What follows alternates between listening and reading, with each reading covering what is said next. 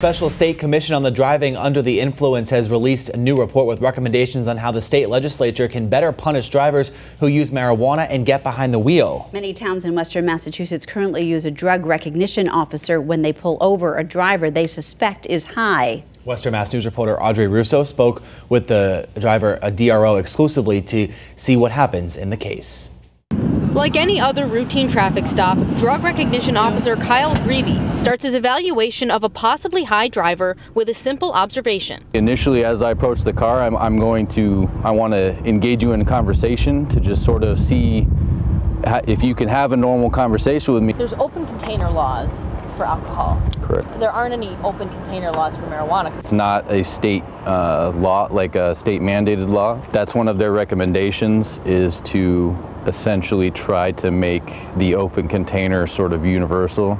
If no container is found, I would ask you if you'd like to submit to field sobriety testing. So in Massachusetts, you can refuse the field sobriety test, but if you refuse the breathalyzer, you automatically get your license suspended.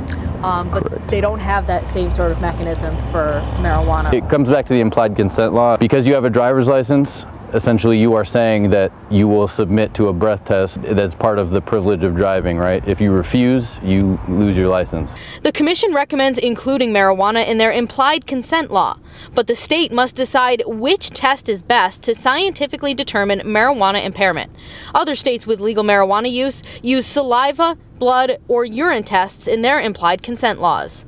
Right now, DROs determine general impairment at the scene and do more in-depth evaluations back at the station. We actually have it set up for doing all of our the drug recognition stuff is it back here. So we have our little line on the floor, which is what we use for a couple of the tests. We do some stuff related to the pupil reaction to light. These are the ranges that we talk about. For marijuana. Right, like we saw earlier, it should get very small. So if we're not seeing that and it's staying large with light directly in your eye, then potentially that's going to be what's causing it.